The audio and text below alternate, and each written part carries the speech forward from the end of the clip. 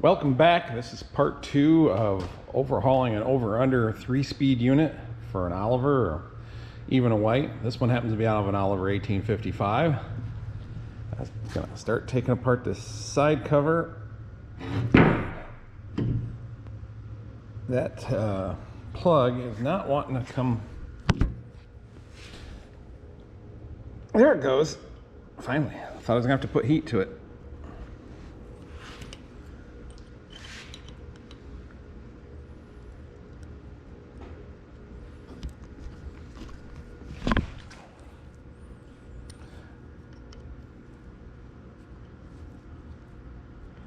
This plug is for the detent. So you'll have this plug, and there's a spring in there, and there will be a ball behind that. So be careful about letting them fall out and losing them. That's what makes when you move the spool in and out, that ball pushing against the spool is what holds it in place. Of course, now there's no pressure because the cap is off. Just a magnet. I got the spring. Sometimes them plugs are in there pretty good from the factory. I've had to heat them before, and you got to watch. Sometimes the spring will get weak from the heat, so you may have to replace the spring if you do that.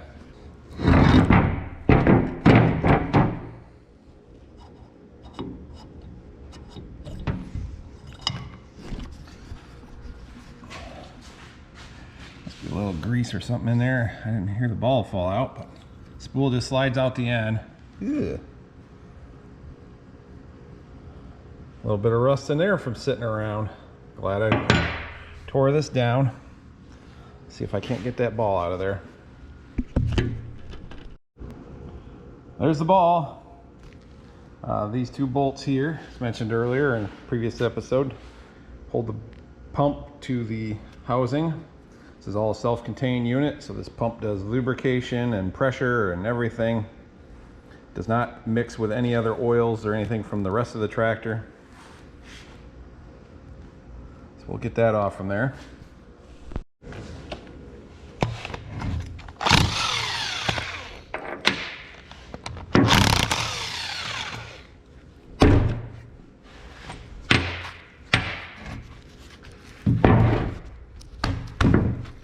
There's a gasket in there, so it likes to stick.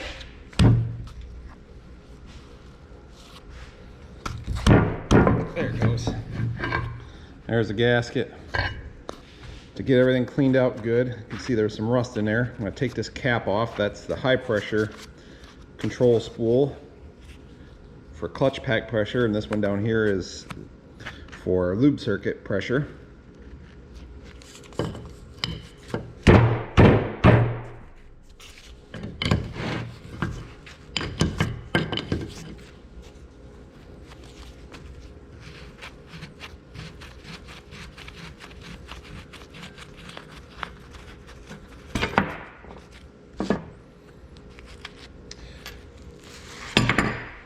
It's like just one shim. We'll test it later and see if that's needs adjusting any.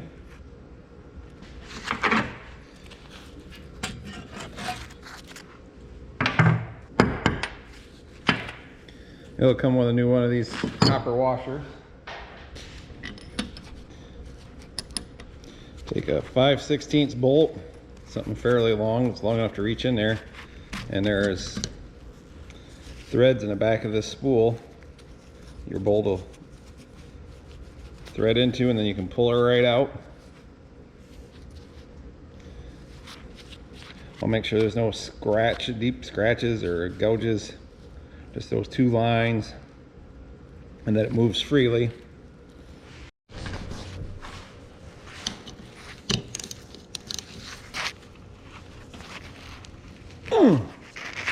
It's in there. Come on.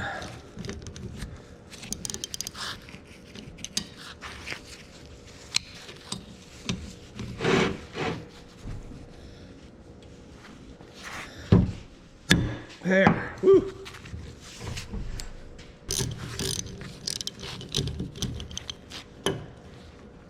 cap, spacer, spring, and then a plunger.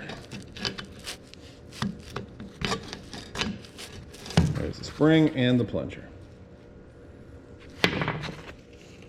While I'm at it, I am going to pull this one out because this was one I put the test gauge into. I don't think I have the right side, Alan.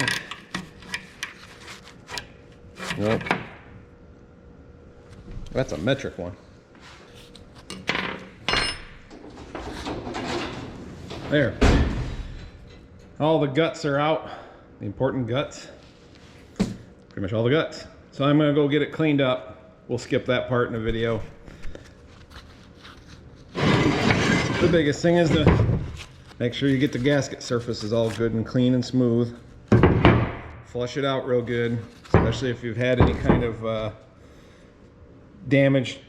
Something went bad inside your unit and you got glitter floating around. You want to get all that out there best as possible, because probably the biggest thing is some of the metal flakes can get in the high pressure spool and make it stick, and then get you low pressure, high pressure, and mess things up. The pump is pretty straightforward. Gear type pump, 4 bolts hold it together. There's a dowel pin, top and bottom, keep everything lined up good. Remember, the gear goes on the bottom, and if you're looking at it, it goes on that side. Otherwise it won't line up with the gear inside. So just keep track of that stuff. But I'm going to get a brass drift and lightly tap on these shafts. Don't want to mar them.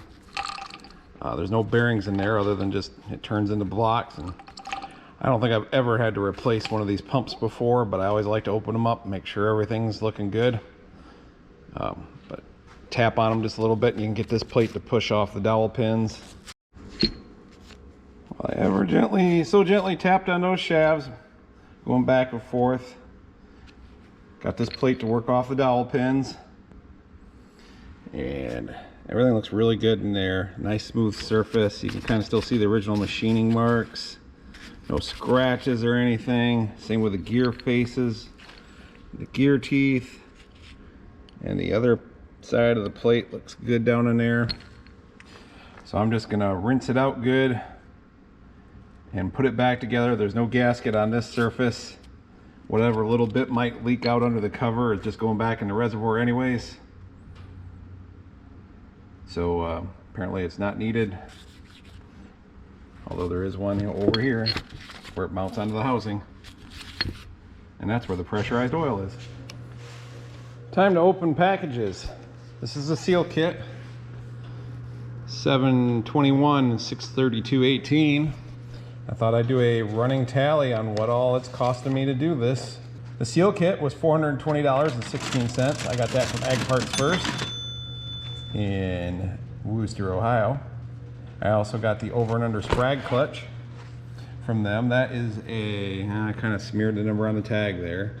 7/21/6/17/93.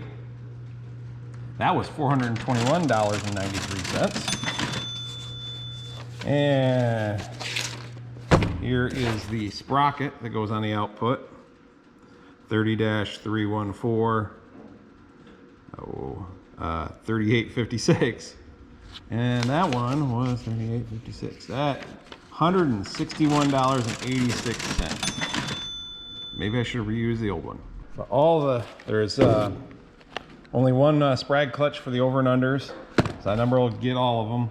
There's only one seal kit. This will service all of them. There'll be leftover seals just because it services all the different versions. But everything you need should be in there. So let's put that side cover back together.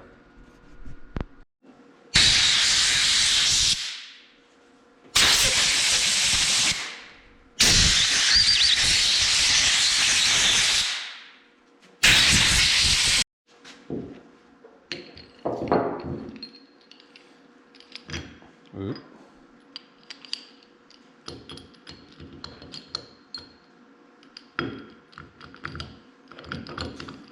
the gear goes towards the bottom, line up the dowel pins and you should be good.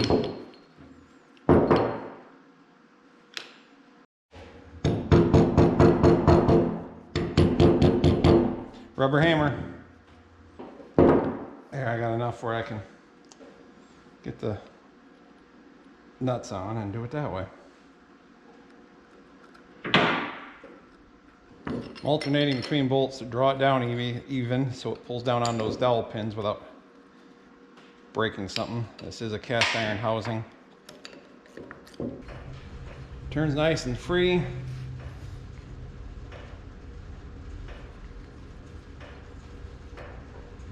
No end play in the shafts. And well, obviously just a skosh. If there was absolutely zero, they'd be dragging and it'd be impossible to turn.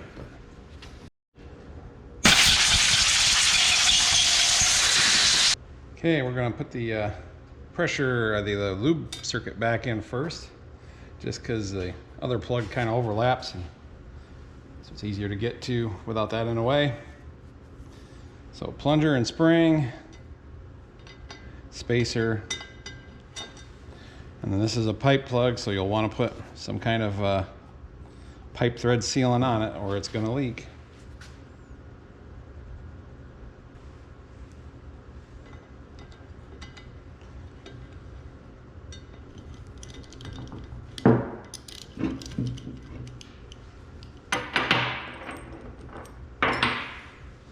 Next, we'll put the high pressure control spool in.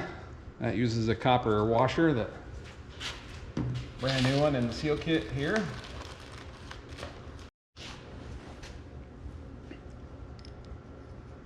High pressure control spool. Could just drop it in. The skinny end goes in first. By threading it on the bolt, you can, which there's no oil in there. I might put a drop or two of oil in, just to make sure it's going to slide smooth. But if you put it in with a bolt, you know it's going the right direction. Now if I can, it turns so easy I can't get the bolt to turn out.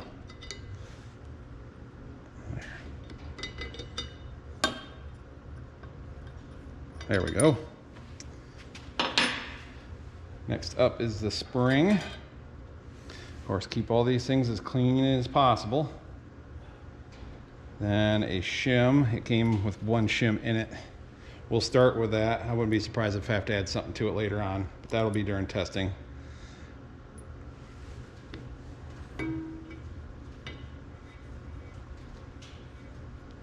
No sealants needed on this one. That's why it's got the copper crush washer. That does your sealing, and that way you can service it without having to try to dope anything up. There's those. Here's the gasket, came in the kit. Put my favorite gasket sealant on it, the Permatex Aviation Forma gasket. I think I'll put my gloves back on. Whew.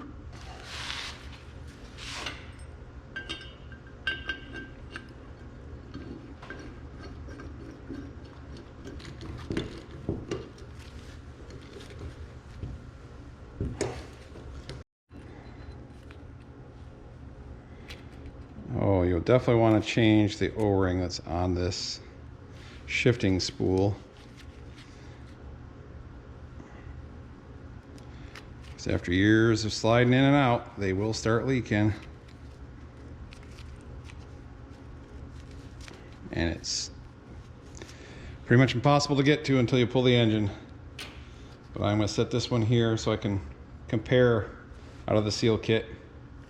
I'm going to go clean the spool up. Resist the urge to wire wheel the spool area.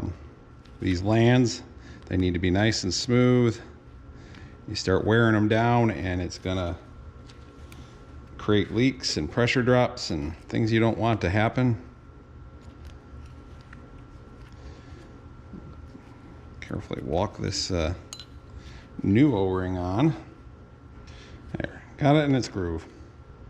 These are where that shift ball goes, the detent ball for the different ranges, 1, 2, and 3. This is where the lever goes through with the roll pin. I'm gonna put just a little grease on the O-ring so it slides in nice. There we go, a little bit of grease. And shouldn't take much more than hand pressure to pop that in there. There's the ball. Had to take gloves off for that one. There's the spring.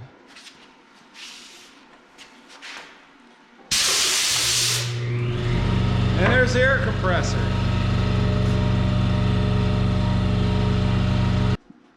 Got the pipe or the cap plug, which is an 1/8 inch pipe thread. So you want to, once again, put some kind of thread sealant on it or it's going to leak on you.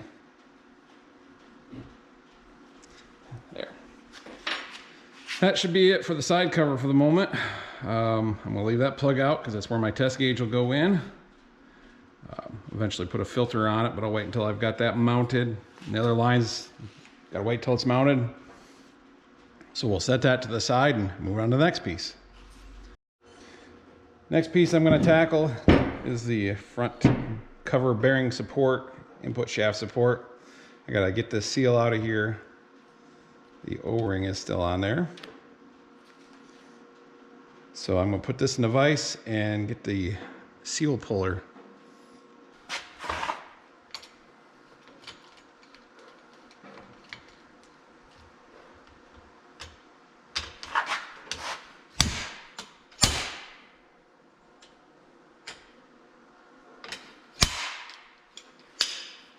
Ta-da! I pushed the wrong button.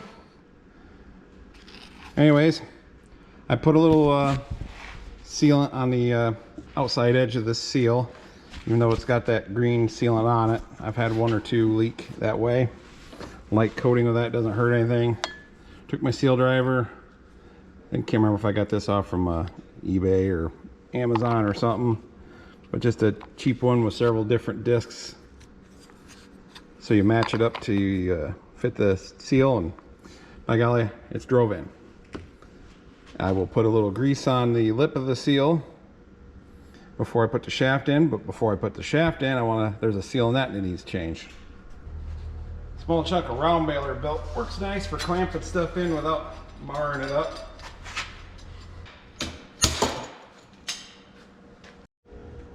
There's the old seal, new seal. I think the book actually says to put it this way just so the shaft slips in easier, but I've never had a problem with it going that way. You don't want to forget it, because otherwise oil can get out where the 2 shafts meet, the input and the output shafts. Then it gets on the center shaft, goes up and gets on the clutch. It makes a mess.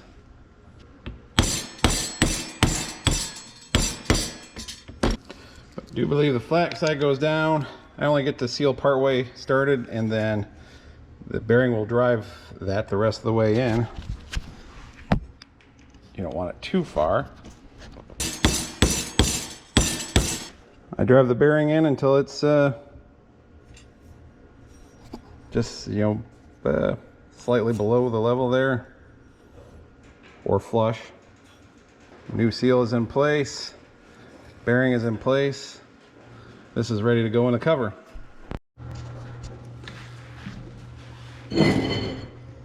Little grease just to help this lip go over this shaft right here. It does have a slight taper to it. Chamfer.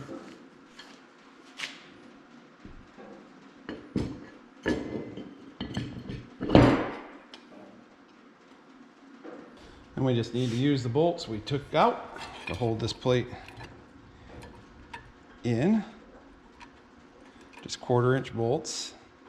Typically, because of the cut of the teeth, the shaft is being pushed forward, so this retainer does just fine.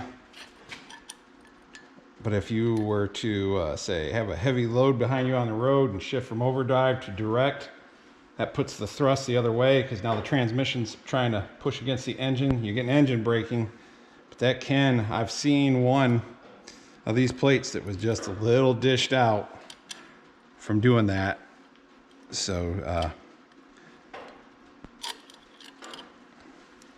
if you want an engine brake, just throttle down instead of shifting all at once. It's what I do. Never seen one broke from it, so it's another nice thing about bench testing them is if for some reason you messed up a seal or something like that, should be pretty obvious, and it's a lot easier to fix it while it's still out of the tractor than after you got it all back together and crying in the middle of a parade. Maybe crossing the Mackinac Bridge.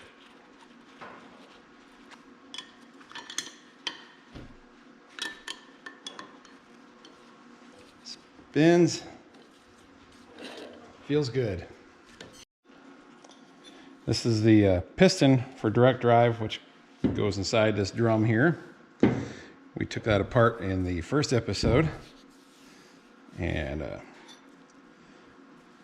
just a support washer there.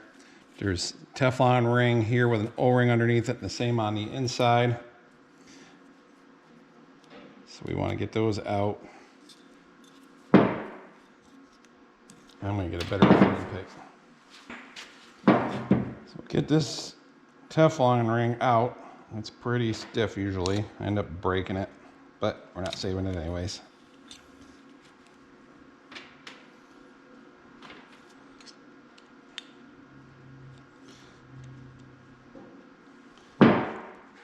Then the O-ring that's underneath.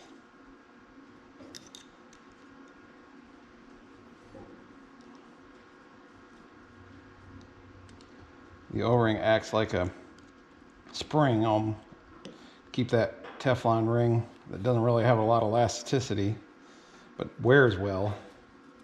Put the O-ring underneath it and it acts like a spring, pushes it out, keeps everything sealing good.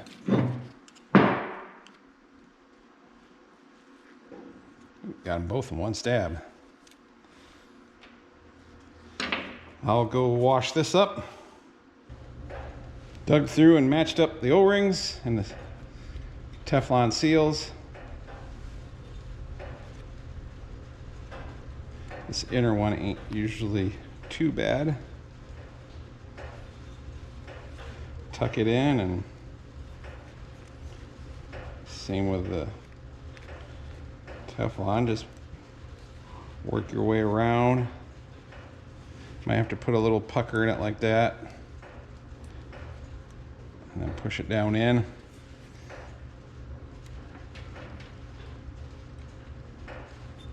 The outer one, lock that O-ring on. Oopsies.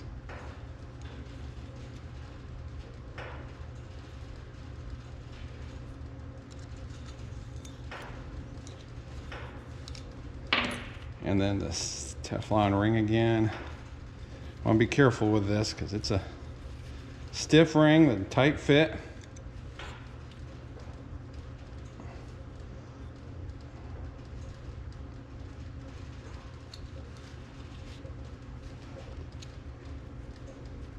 Just carefully work it on. It'll stretch too, so you gotta be careful because then when you put it in the piston, you can shear some off from it if it gets stretched too much. That looks like it went in good. Once again, I like to put a little grease on them just to help everything slide in. Try to set it in nice and square.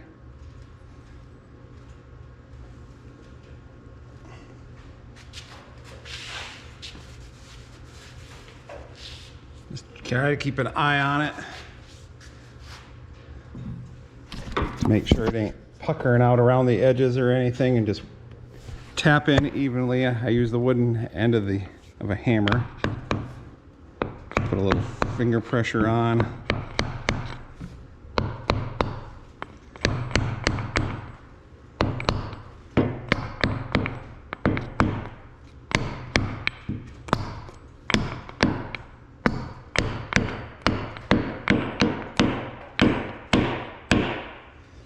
There. You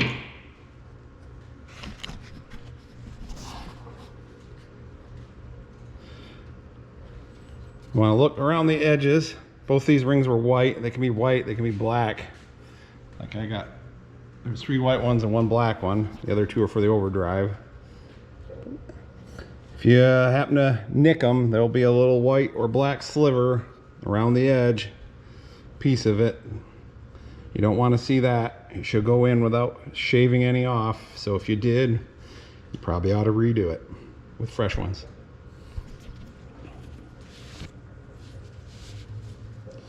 And this washer goes here. And a few other things that I got to clean up. And then we can press the spring down again. We're over here at the press now and get the rest of the pieces in here. That thing, whatever they call it.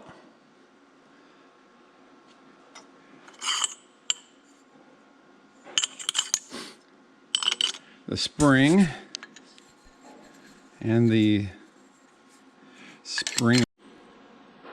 As I was saying before, a little battery rudely interrupted us. Retainer's on. Pre-apply the snap ring. I got the new one out of the kit. Some reason it had 2 thin ones in there, and this is one heavy one. And then I made up this tool.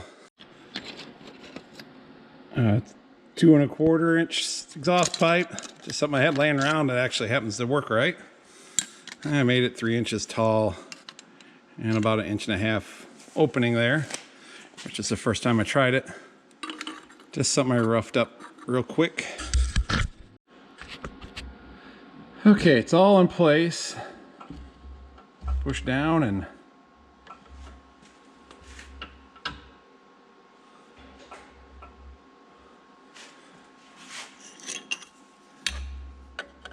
see if this works. Put on your safety glasses. I do believe that's in the groove. Now we'll let the pressure off. We'll look around, we can see the snap ring is captured in this retainer and in the groove, so it's not going anywhere. I know, famous last words, right? So that worked really nice. Definitely have to keep that around. Well, sitting here in the press, it's sitting upright and easy to get to. Probably as good as place as any to load this style of clutch pack. If you have the old style where the shaft comes out the back, then you kind of got to do it in the opposite direction and start with the last disc and feed them in and then put the shaft in. But this is the latest version of the shaft, which is updated. It has a snap ring. You can just see it down in there. On this side, another one on that side. So the shaft really doesn't move. So you got one thick flat washer here that goes against the piston. That goes in first from this side.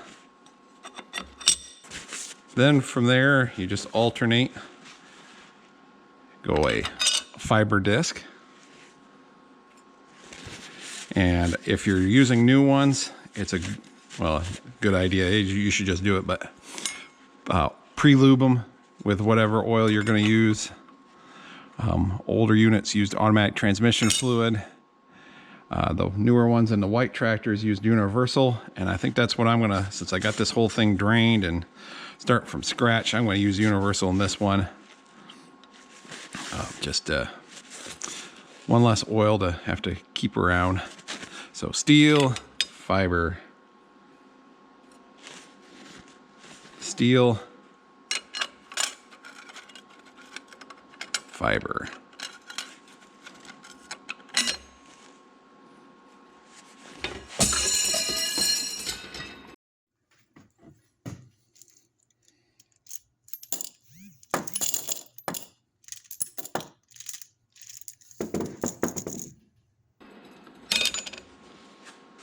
Steel.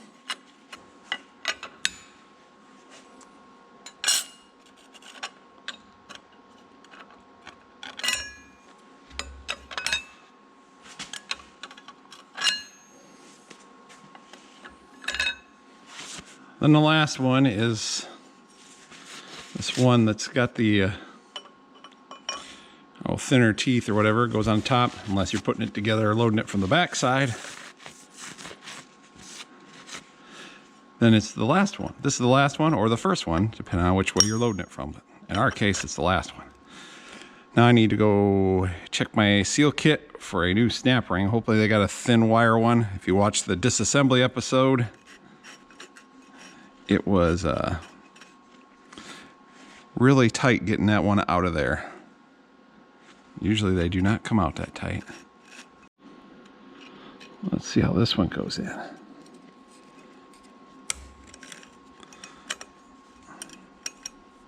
That's more like it. Ta-da! If you don't happen to have a press to press this down to get that snapper ring out with that tool like I made, you could run a piece of thread rod all the way through. You'd need one a little bit longer. Put a heavy washer on each end, then just tighten the nut down. That would draw that tool down to where you could get the snap ring off, then let your nut back off, and you're good to go. So just a suggestion for those that might be press impaired. Well, I'll make sure that brass thrust washer hasn't fallen off in all of the different procedures. Then there's this thrust washer that goes in there.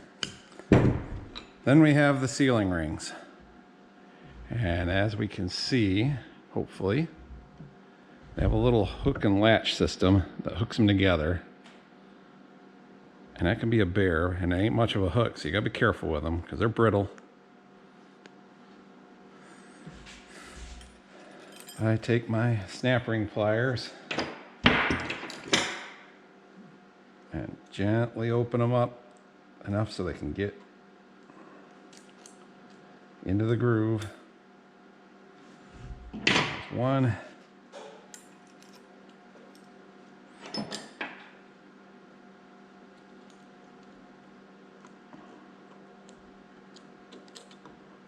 Oops, almost too far. And two. There we go.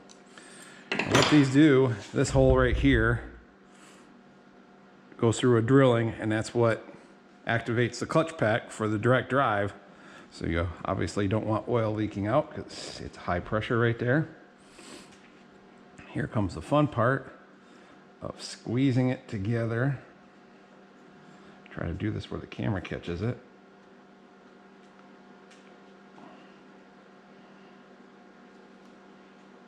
Oh, I almost had it.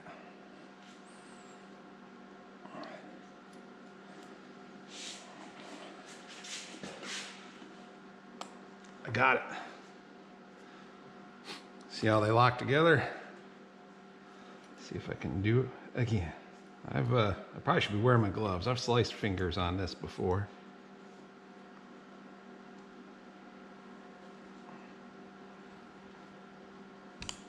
Oh, so close.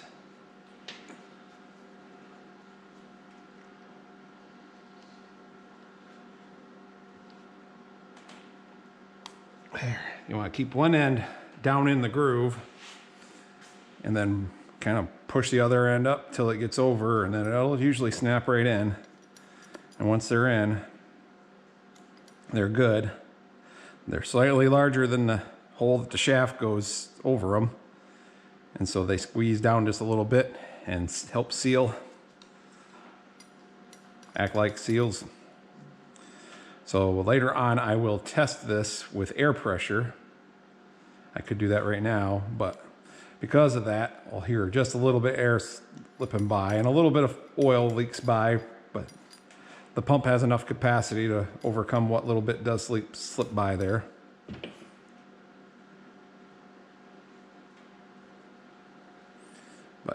Oil goes in,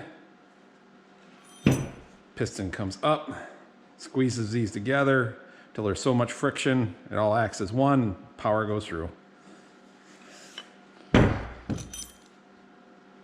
So now this assembly is ready to stick in.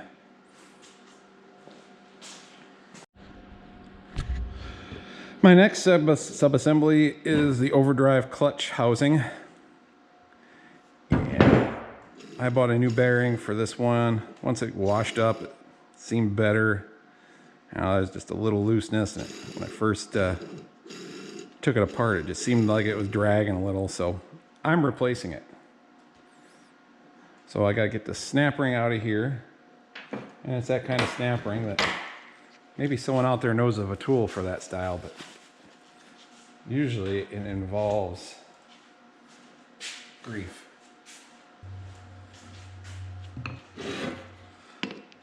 So what I usually do is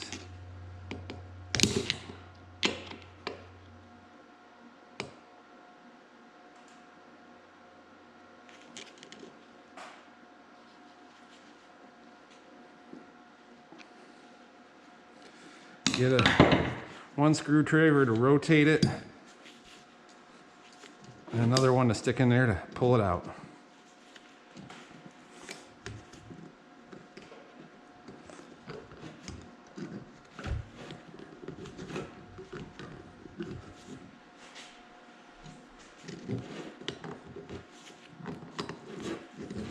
Ping! Always wear eye protection. So now it's just a matter of driving the old one out and the new one in. Is it going to go easy? Rubber mallet easy? It is.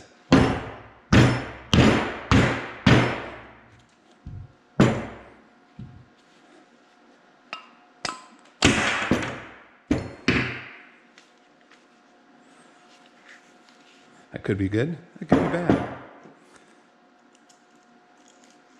I just feel a little catchy at times, even after rinsing it out. It might have gotten some new crud in it there, but new bearing ain't that expensive. When in doubt, just replace it. Some of these other parts, more expensive things like shafts and stuff, a little more of a judgment call, but when you can get a bearing for 15, 20 bucks compared to what damage it can do.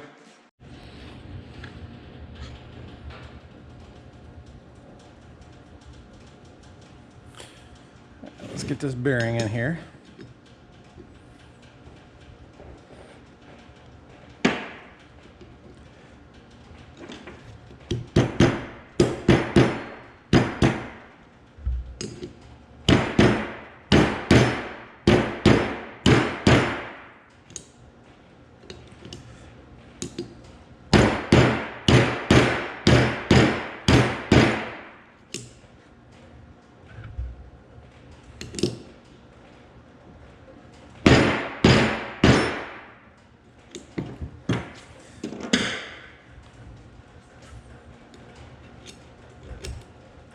Put my gloves back on for that.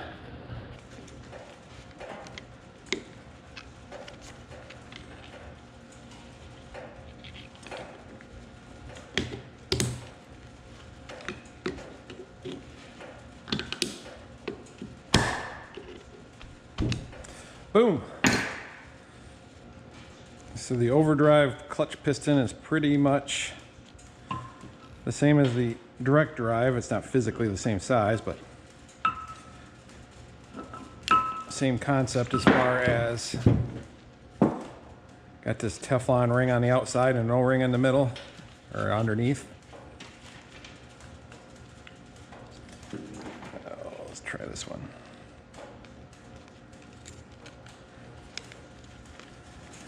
There's that. And one on the inside.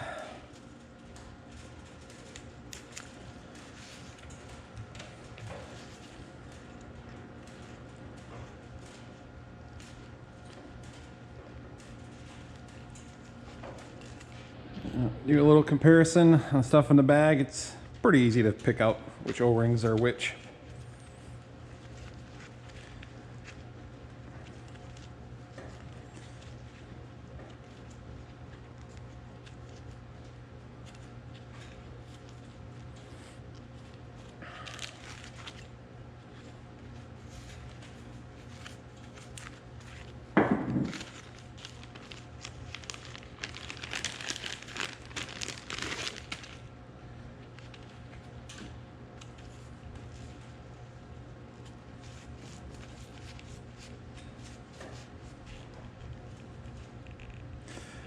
Carefully push it on. Try to keep as much in the groove as you can.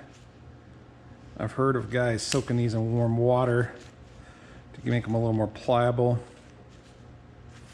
That one went in.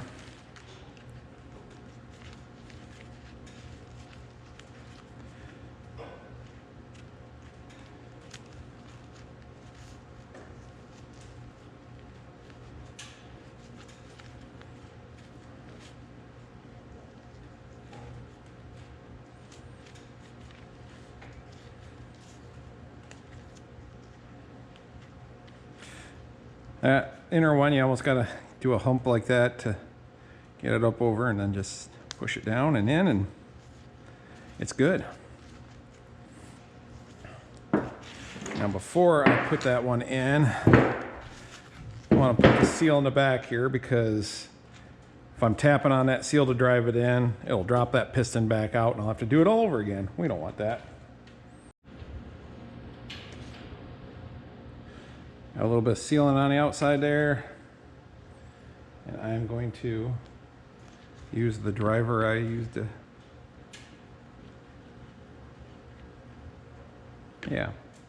put the front seal in.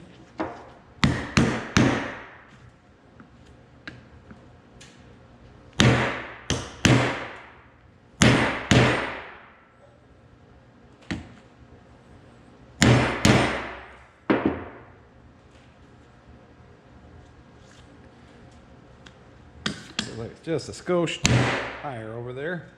That feels better. Flip this on over.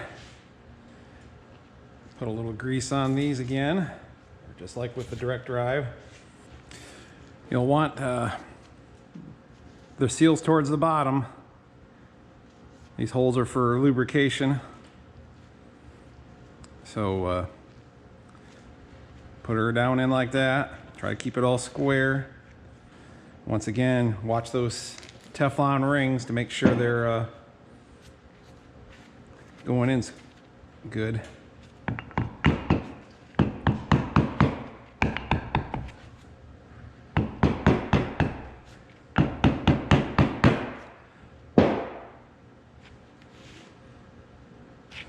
Oop, I can see it sticking out just a little bit. Right there. I must have stretched it just a little.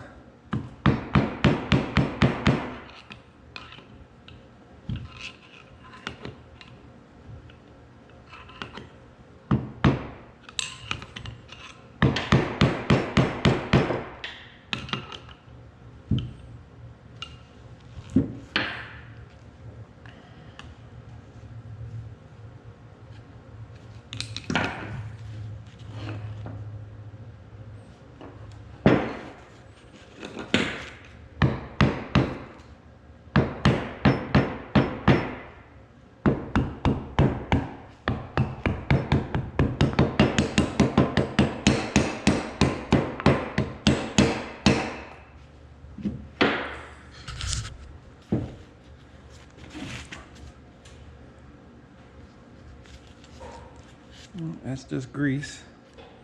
No sign of slivers of Teflon. I do like the white ones just because they show up better if you do cut it. But it looks good. So seal in the back, snap ring on this bearing, brand new seal. This assembly is ready.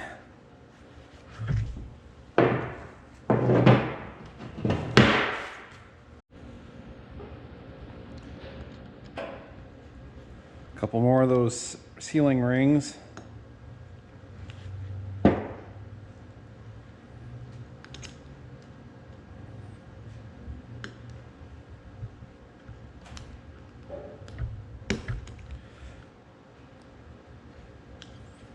Busted.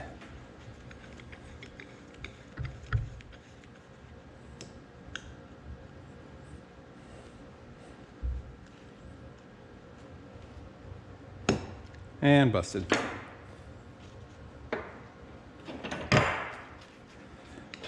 But that don't really matter because we're replacing. Oops.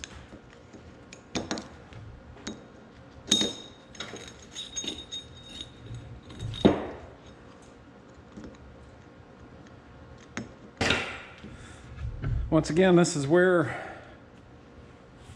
pressurized oil goes through that hole to go down to the hole in the output shaft for direct drive.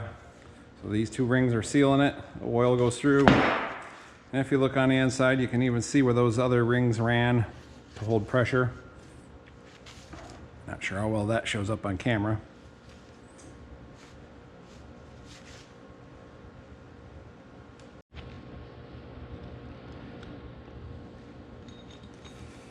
A little careful with putting new ones on.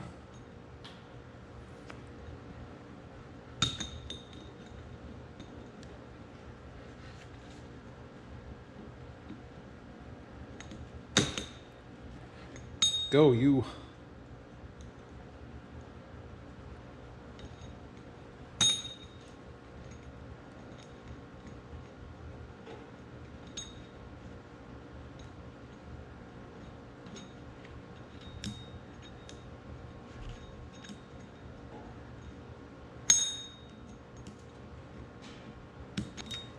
And two.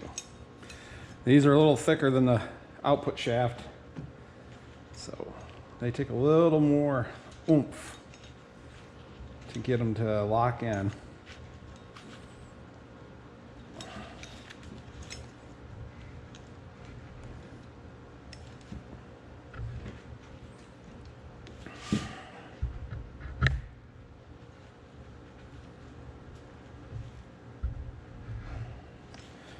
Oomph.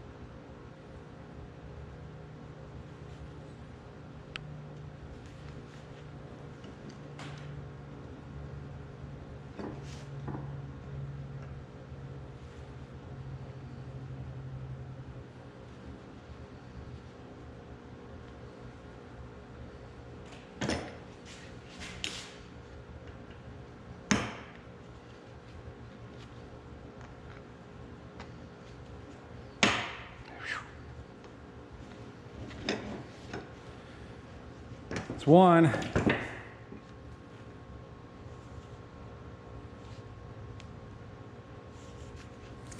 Still hooked.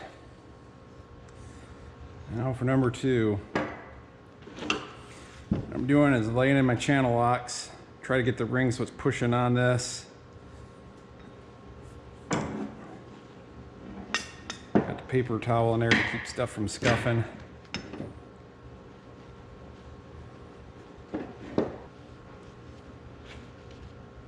Just a matter of getting her squeezed down right.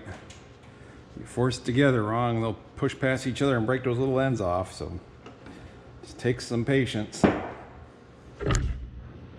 I'll admit, I've broken them in the past. It's been a while since I broke one, but that finishes up that shaft. It's ready to go.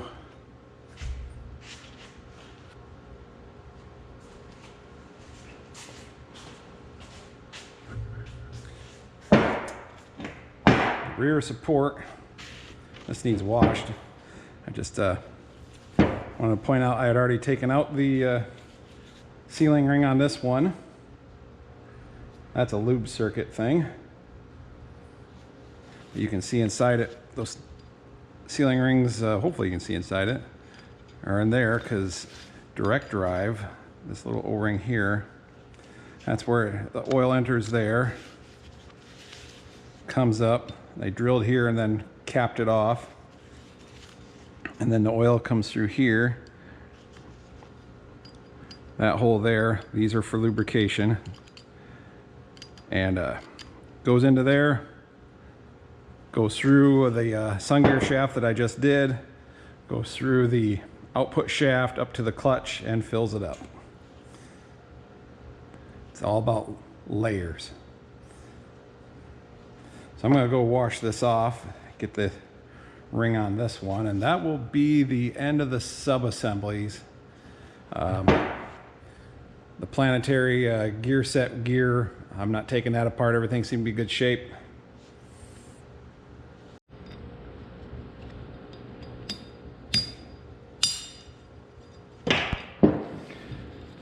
See if I'm strong enough to do this one. Oh, this is why I wear gloves. It's still a little damp from cleaning solution.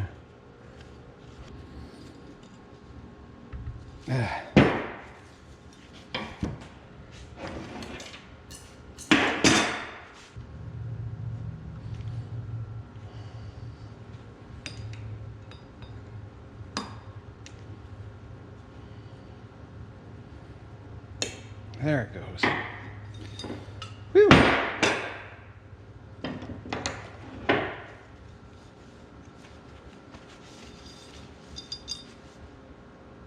No scuffs, no scrapes. It's all good.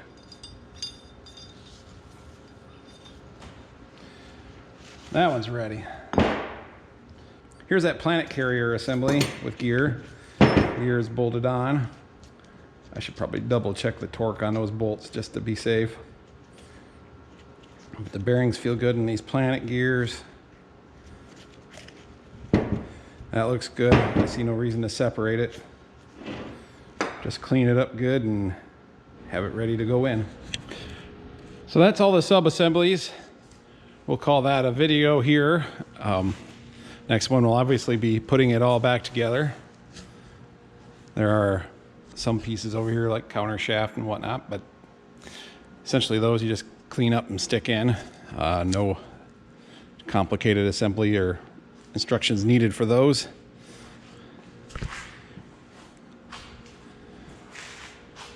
Case is all cleaned up.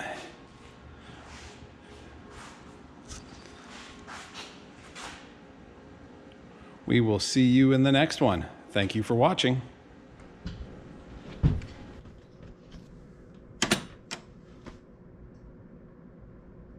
There's no hundreds.